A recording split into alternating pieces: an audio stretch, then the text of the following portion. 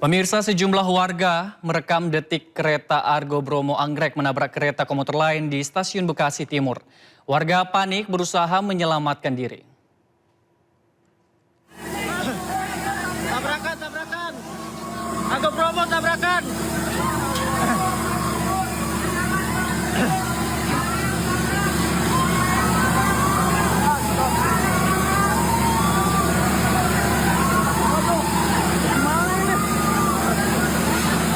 Ya Allah. Ya Allah. Alhamdulillah. Alhamdulillah.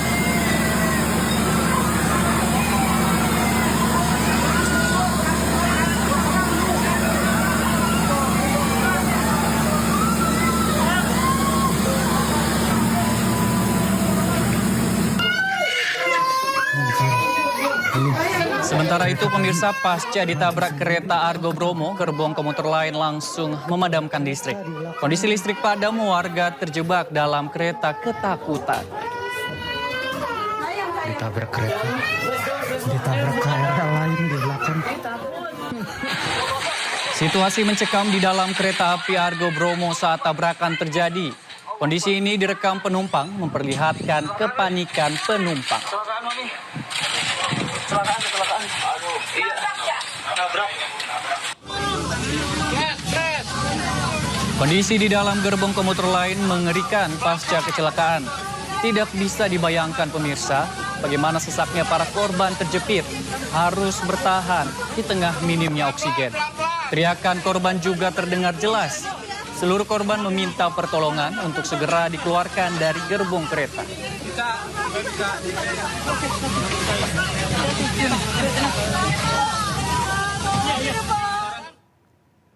Pemirsa, tak sedikit warga menduga kecelakaan terjadi adu banteng antar kereta. Namun kecelakaan terjadi diawali dengan kecelakaan taksi listrik ditabrak KRL di rel Bulak Kapal. Berikut kronologis peristiwa tabrakan kedua kereta.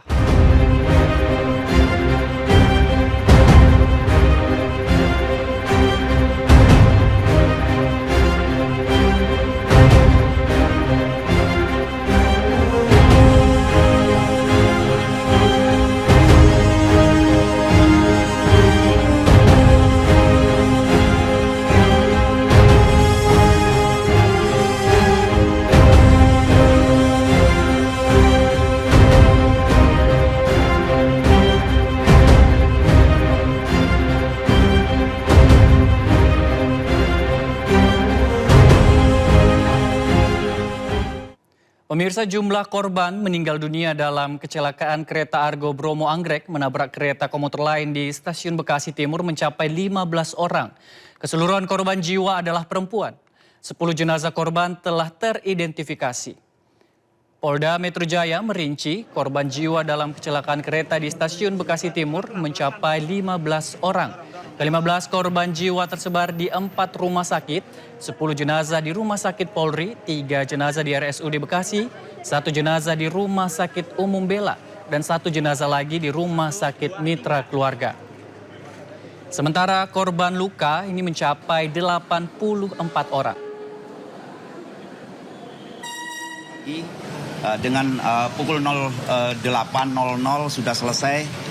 Seluruh tim SAR kita nyatakan, kita kembalikan ke home base masing-masing.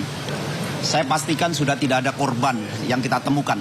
Namun dalam proses pembersihan bangkai kereta, andai saja diketemukan sekecil apapun body part dari tubuh, tentunya kita akan melakukan tindakan sesuai dengan prosedur. Dan itu memang harus kita lakukan. 100% yang kita evakuasi perempuan. Bidokes Polda Metro Jaya, tim Pusiden Baris Krim Polri, dan Odontologi Forensik FKG UI telah menyelesaikan seluruh pemeriksaan terhadap 10 kantong jenazah yang dikirim penyidik dari TKP. Jumlah korban yang dilaporkan oleh pihak keluarga sampai saat ini sebanyak 10 orang. Pada pukul 14.00 WIB telah dilaksanakan sidang rekonsiliasi untuk menentukan identitas korban dan memutuskan 10 jenazah telah berhasil teridentifikasi. Pemirsa, 10 korban kecelakaan kereta telah dibawa pihak keluarga. Kedatangan jenazah korban di rumah duka di Kemayoran disambut isak tangis keluarga.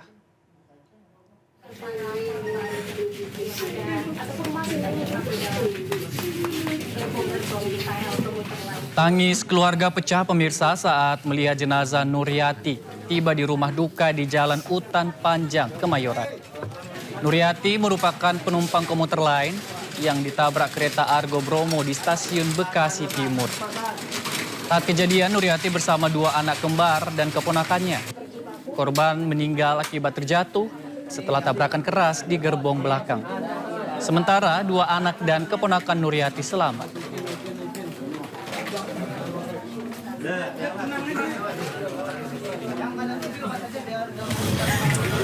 Di Cikarang Timur, Kabupaten Bekasi, isak tangis keluarga menyambut kedatangan jenazah Nur Laila, seorang guru yang juga menjadi korban kecelakaan. Nur Laila berangkat menggunakan kereta setiap hari untuk mengajar. Nur Laila sempat mengirim pesan kepada anaknya akan pulang terlambat dan meminta doa. Kecemasan keluarga muncul saat korban tak kunjung pulang dan mendengar kabar kecelakaan kereta.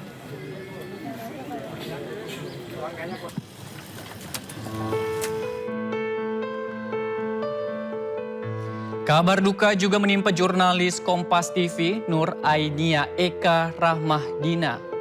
Nur Aina hilang kontak sejak Senin malam bertepatan terjadinya kecelakaan kereta. Ponsel Nur Aina terakhir aktif di stasiun Bekasi Timur. Rekaman CCTV dibagikan dalam perjalanan pulangnya setelah bekerja menjalani tugasnya sebagai jurnalis. Sore hari tadi, jurnalis Kompas TV yang bertugas di News Production Support Department diumumkan berpulang dalam kecelakaan ini. Sekali lagi, kami Sindo News TV turut berbela sungkawa.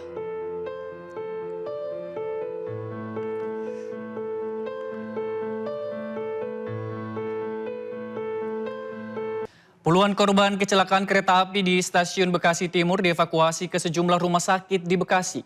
Di RSUD Kota Bekasi menerima 54 korban kecelakaan, termasuk 3 korban meninggal dunia.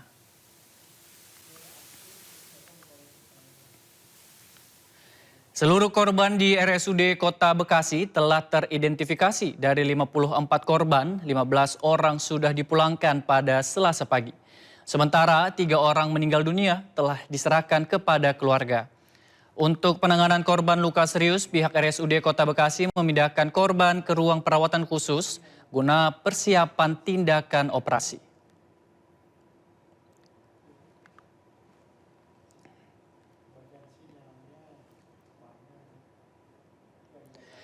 Pemirsa, Presiden Prabowo mendatangi RSUD Kota Bekasi untuk menjenguk korban kecelakaan kereta. Selama di rumah sakit, Presiden berinteraksi dengan korban luka yang menjalani perawatan.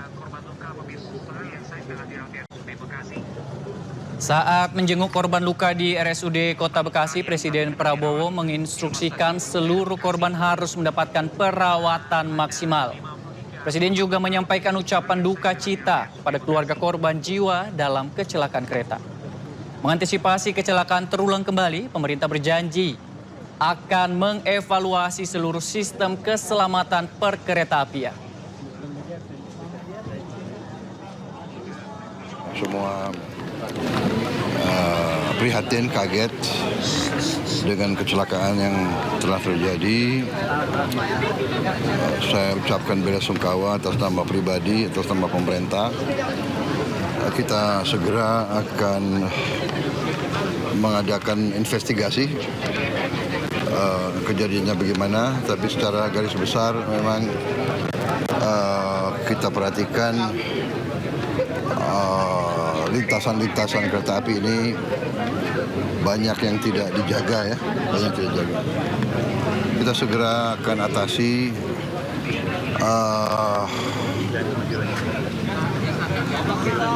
Pemerintah daerah Bekasi telah mengajukan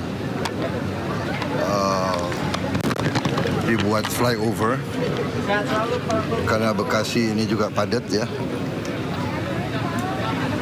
dan keperluan kereta api itu sangat penting, sangat mendesak. Jadi saya sudah setujui segera dibangun flyover langsung oleh bantuan Presiden. Kemudian di Jawa ada 1.800 titik yang juga lintasan seperti ini. Ini dari zaman, saya kira dari zaman Belanda ya sudah beberapa puluh tahun. Sekarang ya sudahlah, kita akan selesaikan semua itu. Saya sudah perintahkan segera kita akan perbaiki semua ya lintasan tersebut ya, dengan apakah dengan dia lakukan pos jaga atau dengan flyover ya. Nanti pelaksananya kita tunjuk. Kita perhitungkan sekitar hampir 4T ya, 4 triliun ya. Demi keselamatan dan demi karena kita sangat penting, kita sangat perlu kereta api, ya kita harus keluarkan itu. Saatnya sudah berapa puluh tahun tidak dilakukan, kita sekarang lakukan ya. Evakuasi kereta yang terlibat kecelakaan di Stasiun Bekasi Timur berlangsung dramatis. Proses dilakukan dengan berhati-hati karena masih ada korban terjepit di dalam gerbong. Evakuasi rangkaian kereta dilakukan sejak Selasa pagi. Kepala lokomotif KA Argo Bromo Anggrek yang menembus gerbong KRL ditarik menggunakan lokomotif lain.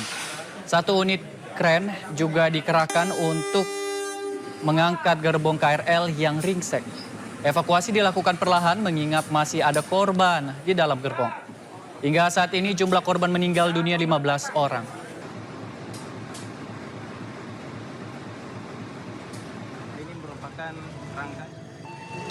Sementara itu ratusan calon penumpang mendatangi stasiun kereta api Cirebon untuk melakukan pembatalan perjalanan setelah kecelakaan kereta di stasiun Bekasi Timur.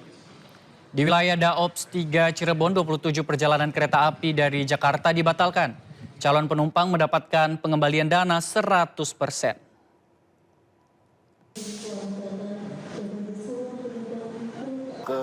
Pemirsa, pasca kecelakaan yang terjadi, warganet menyoroti taksi listrik yang beroperasi di Jabodetabek. Warganet meminta pemerintah perlu menindaklanjuti sejumlah peristiwa kecelakaan yang melibatkan taksi tersebut.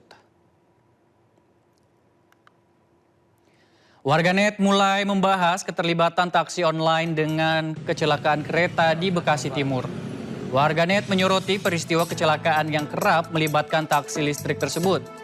Banyak yang meminta pemerintah harus mengkaji ulang perizinan dan standar operasi taksi listrik.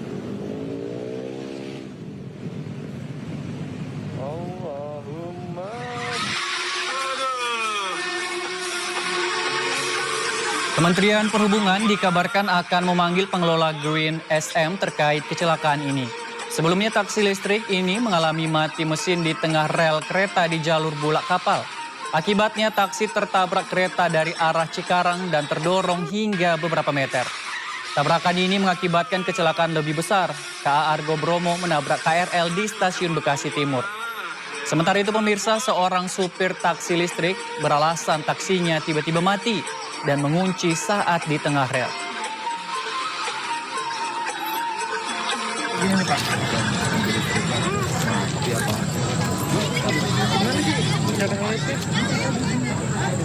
Ya Pak, saya tahu. Biar ada kata-katanya gitu.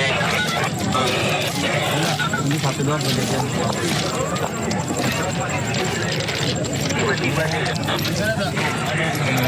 Sterling. Nah, ini ngunci langsung. Jadi kita mau ke apa? Jalanin ke ininya bisa, iya. Karena pas tadi posisi kereta lewat langsung tek mati otomatis. Pas tengah-tengah.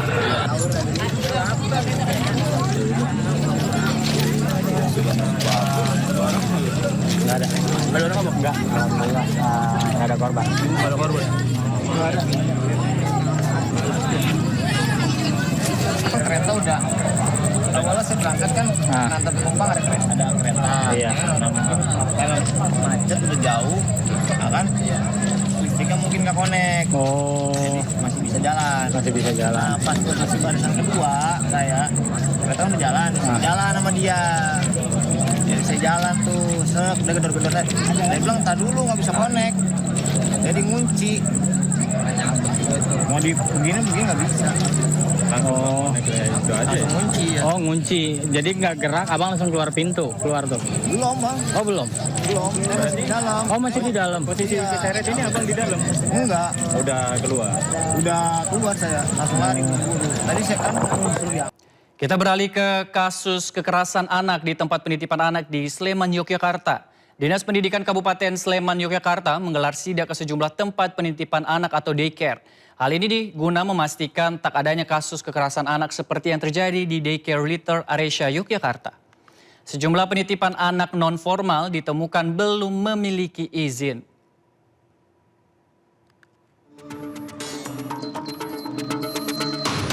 Salah satu tempat penitipan anak daycare sekaligus PAUD yang terkena sidak Dinas Pendidikan Kabupaten Sleman, Yogyakarta berada di kawasan Kronggahan, Kelurahan Trihanggo, Gamping, Yogyakarta. Saat sidak, petugas langsung menuju ruang pengasuh bayi dan mengecek langsung penanganan dan pola pengasuhan serta perawatan anak oleh pihak daycare. Dalam sidak, petugas juga memberikan edukasi kepada para pengasuh agar tetap menjaga kepercayaan kepada wali murid atau orang tua sang anak. Sidak ini sengaja dilakukan agar peristiwa kekerasan anak yang terjadi di Daycare Little Aresya, Yogyakarta tidak terulang. Selain di ruang bayi, petugas juga mengecek surat izin operasional di penitipan anak tersebut. Meski sudah mengantongi izin, namun ada beberapa penitipan yang ada di Kabupaten Sleman belum mengantongi izin. Bila diketahui penitipan anak masih belum memiliki surat izin, maka petugas tak segan-segan akan menindak tegas bahkan akan dilakukan penutupan. Kegiatannya, kemudian apakah ada kendala-kendala dan sebagainya, inilah yang akan kita pastikan. Tidak menemukan izin atau tidak berizin, tindakannya seperti apa, Pak? Oh ya, kita juga ada ketegasan. Kalau toh itu kok belum berizin, ya paling tidak kita peringatkan kok belum izin. Kemudian harus segera mengajukan, segera, nggak boleh tidak. Untuk pertama kali lepasin anak ke orang yang belum kita kenal lah sebelumnya. Tapi setelah dilihat-lihat, ya lama-lama ternyata anaknya senang, ya percayaan tuh dijaga. Orang tua tuh menjaga anaknya tuh semaksimal mungkin, tapi ternyata di tangan orang lain tuh diperlakukan itu sakit aja. Nggak ngalamin, tapi baca berita kemarin tuh. Sebelumnya, sebuah tempat penitipan anak daycare di Umbul Harjo, Kota Yogyakarta viral di media sosial. Peristiwa itu mencuat setelah diduga adanya tindak kekerasan dan perlakuan tidak manusiawi terhadap anak-anak yang dititipkan di lokasi tersebut.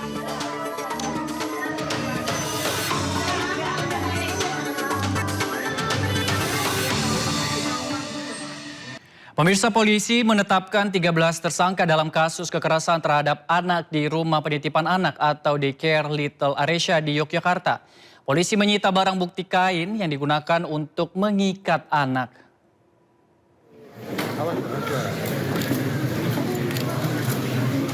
Penyelidikan kasus kekerasan terhadap anak di rumah penitipan anak Little Aresya terus berlanjut.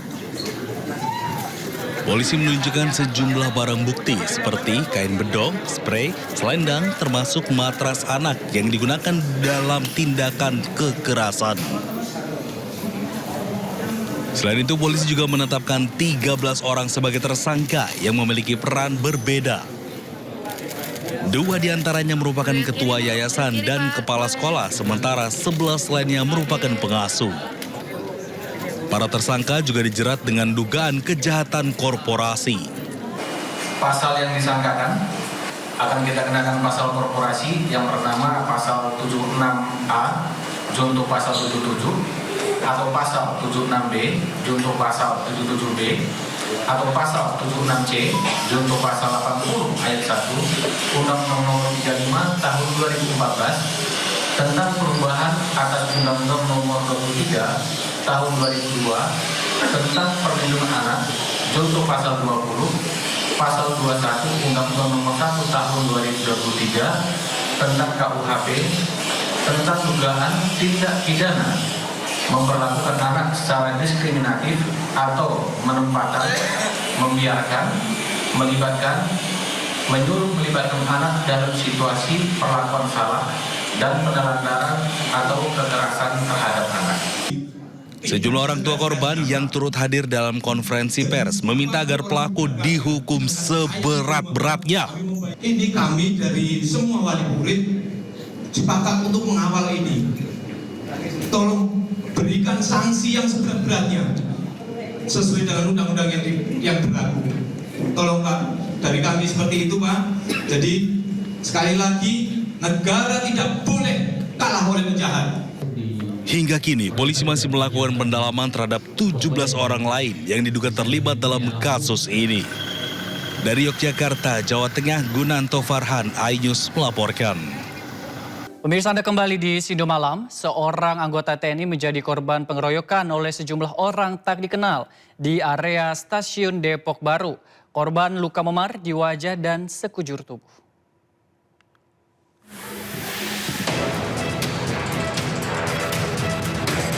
Beginilah aksi kekerasan yang dilakukan oleh sejumlah orang terhadap anggota TNI pada Jumat malam lalu. Peristiwa berawal saat korban menegur seorang ibu yang diduga bersikap kasar terhadap anaknya. Namun teguran yang disampaikan korban memicu emosi suami dari wanita tersebut sehingga memanggil sejumlah orang dan melakukan penganiayaan terhadap korban. Korban yang berinisial EY mengalami luka memar di bagian tubuh dan wajah akibat pukulan tangan kosong. Masalahannya secara singkat dapat kami jelaskan bahwa korban sempat menegur istri dari tersangka Y karena istri tersangka Y ini terlihat sangat kasar memperlakukan anak kandungnya di stasiun tersebut.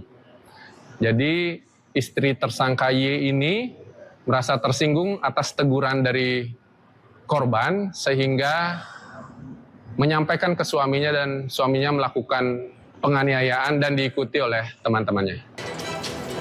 2 dari pelaku sudah berhasil ditangkap sementara 1 lainnya masih dalam pengejaran pihak kepolisian. Atas perbuatannya para tersangka terancam pidana maksimal 5 tahun penjara. Dari Depok, Jawa Barat, Iyung Rizky, iNews melaporkan. Sementara itu, pemirsa, seorang anggota polisi mendatangi rumah wali kota Palopo, Sulawesi Selatan sambil membawa senjata tajam.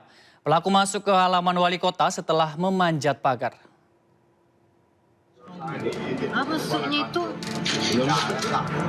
Seorang pria dengan membawa senjata tajam mendatangi kediaman wali kota Palopo. Pelaku memeriksa pagar dan memanjat sambil berteriak. Pelaku ternyata anggota polisi aktif yang bertugas di Mapolres Palopo. Pelaku telah diamankan di Propam Polres Palopo. Pelaku diketahui sehat dan dalam pemeriksaan polisi. Dari kota Palopo, Sulawesi Selatan, Nasruddin Rubat, iNews melaporkan. Pemirsa, petugas Satpol PP menggelar razia terhadap aparatur sipil negara nakal di warung kopi dan tempat makan. Sejumlah ASN kedapatan ngopi santai saat jam kerja.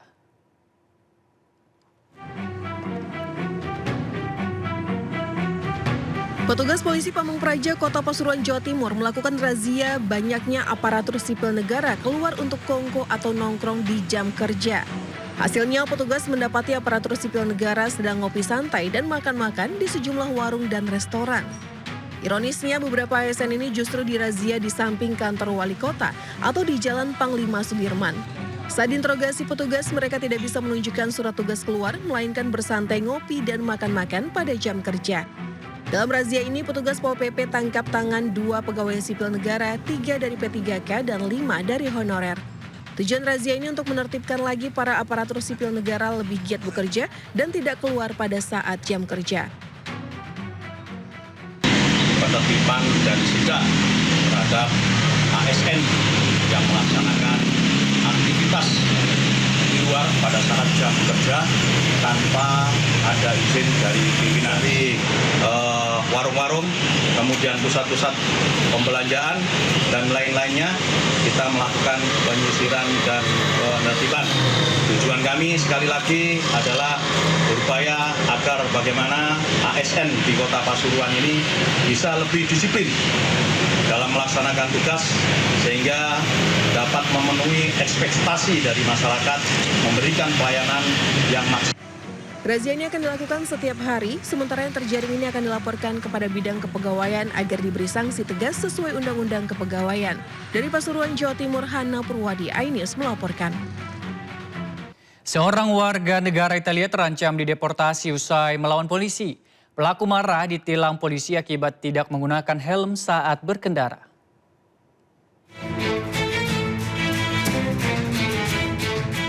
Warga negara Italia ini melawan polisi saat ditilang di simpang Jalan Gunung Agung, Denpasar. Pelaku melanggar lalu lintas berkendara sepeda motor tanpa memakai helm. Menunjukkan sikap tidak kooperatif, pelaku dibawa ke Mapolresta Denpasar. Polisi berkoordinasi dengan keimigrasian untuk menentukan sanksi termasuk kemungkinan pelaku dideportasi.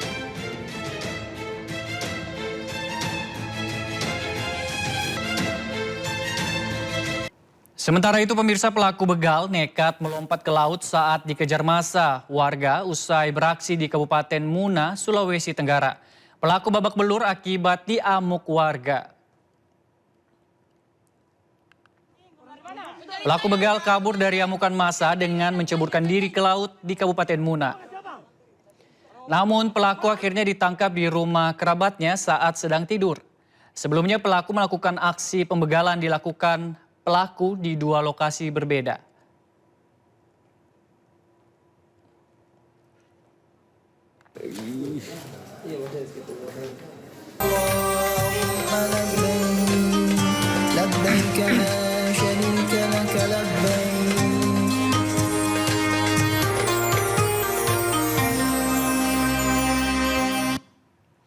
Pemirsa, jamaah haji tidak perlu panik jika menghadapi kendala layanan di Kota Suci. Lewat aplikasi Kawal Haji, jamaah bisa melaporkan kendala lewat ponsel. Ya pemirsa, aplikasi Kawal Haji bukan sekedar kontak pengaduan satu arah, melainkan ruang interaksi terbuka bagi 231.000 tamu Allah bersama petugas lintas sektor. Berbagai kendala mulai dari distribusi konsumsi, keterlambatan transportasi, hingga laporan jamaah tersesat dapat terpantau secara transparan. Hebatnya, sistem ini tidak memiliki filter khusus, sehingga murni bersifat crowdsourcing atau urun daya informasi dari dan untuk jamaah. Inovasi digital dirancang sangat ringan demi menjaga kapasitas memori ponsel jamaah yang didominasi lansia. Melaporkan terhadap beberapa layanan, misalkan konsumsi, kemudian akomodasi, transportasi, kemudian ketika terdapat orang hilang, kemudian ada barang hilang, terus kemudian terkait dengan informasi kesehatan, terus kemudian bimbingan ibadah, dan lain hal yang berkaitan dengan operasional haji. Jadi Kawal Haji ini bisa sebagai media untuk petugas haji mendapatkan bantuan oleh petugas haji yang lain. Karena tidak semua petugas haji itu adalah petugas haji di bidang tertentu. Sehingga ketika ingin menyampaikan informasi harus konfirmasi ke petugas yang lain. Atau misalkan ada yang hilang, jamaah yang hilang, maka bisa dilaporkan di Kawal Haji. Nanti petugas yang berkaitan dengan jamaah tersebut bisa menindaklanjuti. Dinamika lapangan selama operasional haji, pemerintah mengerahkan 1.100 warga negara Indonesia di Timur Tengah sebagai tenaga pendukung di Kota Suci. Dibekali kemampuan bahasa Arab, pasukan diaspora ini menjadi garda terdepan untuk melindungi jemaah dari potensi masalah hukum. Bimbingan teknis tenaga pendukung atau TEPUNG digelar di Makkah Al-Mukarramah. Dari total 1.100 personel direkrut, 700 orang disiagakan khusus untuk memperkuat garis pertahanan pelayanan di Mekah. Mereka mayoritas merupakan mukimin dan mahasiswa Timur Tengah disebar ke area vital seperti hotel untuk mengatur akomodasi dan transportasi. Mereka juga berpatroli di kawasan Markaziyah untuk menyisir jemaah haji yang tersesat serta menjadi negosiator jika terjadi kesalahpahaman dengan aparat lokal.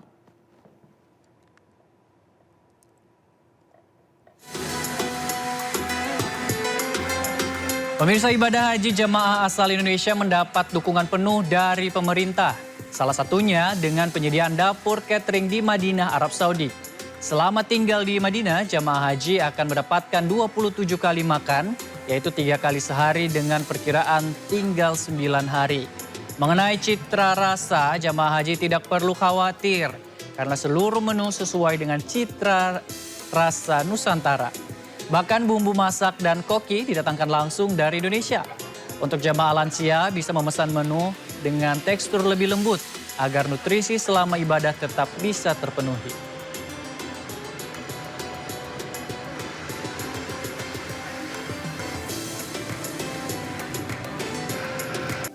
Terima kasih pemirsa, Anda masih bersama kami di Sindo Malam. 5 kota di Lebanon Selatan menjadi target serangan udara Zionis Israel.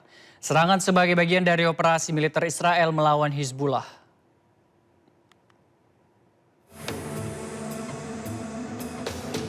Sementara itu 5 kota menjadi target serangan udara Zionis Israel, di antaranya wilayah Nabati, Meis al-Jabal, Debine, dan Farah Tebnit. Serangan sebagai bagian dari operasi penghancuran infrastruktur Hizbullah. Kendati demikian, tidak sedikit warga sipil yang menjadi korban.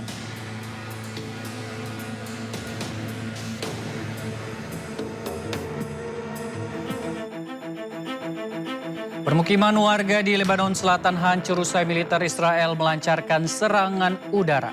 Sebelumnya militer Israel memberi peringatan evakuasi penduduk.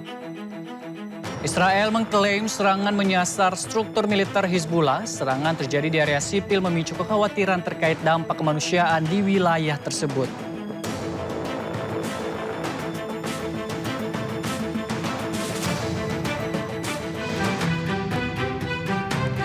Militer Israel juga menghancurkan panel surya rumah warga di Debel, Lebanon Selatan.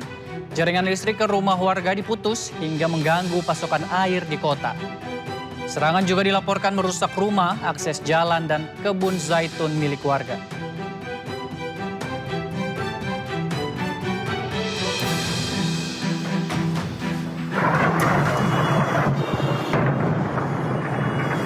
Pemirsa, serangan Israel bertubi-tubi hingga menghantam fasilitas kesehatan. Dan ini menuai kecaman dari ahli medis seluruh Iran. Serangan terhadap gudang obat-obatan di Hamadan mengakibatkan krisis obat-obatan di Iran. Akibatnya pasien kronis dengan kebutuhan medis khusus seperti thalassemia, hemofilia mengalami kekurangan obat di wilayah Madan dan Kermanshah. Tekanan akibat konflik juga meningkatkan kebutuhan transfusi darah. Iran melaporkan 240 serangan terhadap fasilitas kesehatan selama konflik berlangsung, termasuk puluhan rumah sakit dan juga UGD.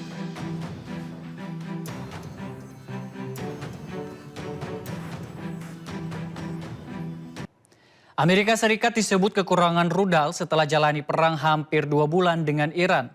Amerika butuh waktu 4 tahun untuk kembalikan stok rudal tersebut.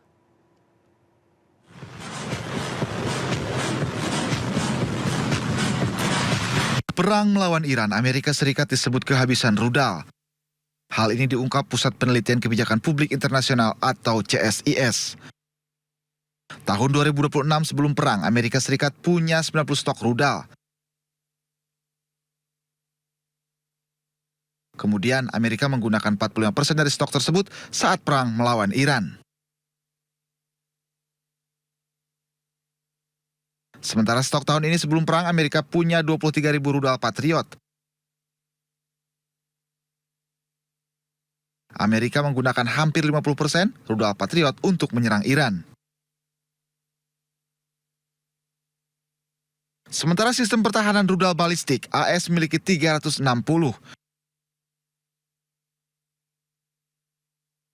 Dari jumlah ini, AS menggunakan lebih dari 50% saat lawan Iran.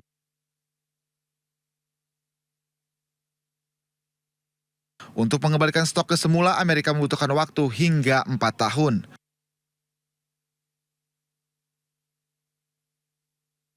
Berkurangnya persediaan rudal ini akan berpengaruh terhadap kekuatan militer dan akan untungkan pihak lawan. Diketahui AS Iran telah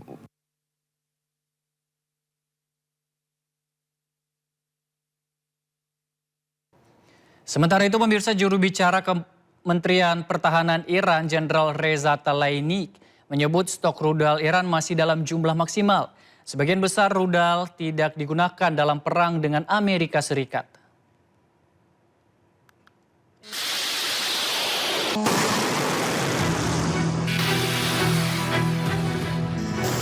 Konflik AS Israel dan Iran telah berlangsung selama 8 pekan. Juru bicara Kementerian Pertahanan Iran, Jenderal Reza Tlaib, mengatakan stok rudal Iran dilaporkan masih dalam jumlah maksimal.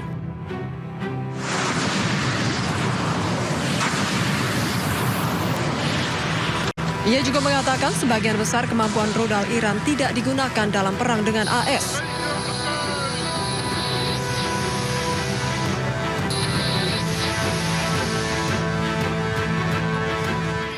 Pasukan militer Iran mempertahankan superioritas udara penuh atas wilayah Israel sepanjang perang. Diketahui Iran telah mengembangkan lebih dari 3.000 rudal balistik, mulai dari rudal jarak pendek hingga jarak jauh. Ya pemirsa, kita ke berita selanjutnya. Televisi pemerintah Iran merilis rekaman kapal kontainer besar disita Korps Garda Revolusi Islam Iran karena upaya melanggar aturan navigasi.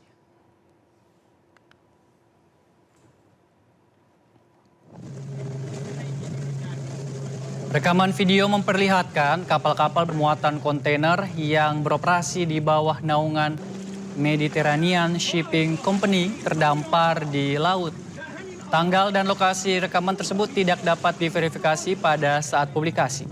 Angkatan Laut Korps Garda Revolusi Islam Iran mengatakan mereka telah menyita 2 kapal kontainer karena beroperasi tanpa izin dengan alasan dugaan keterikatan dengan Israel.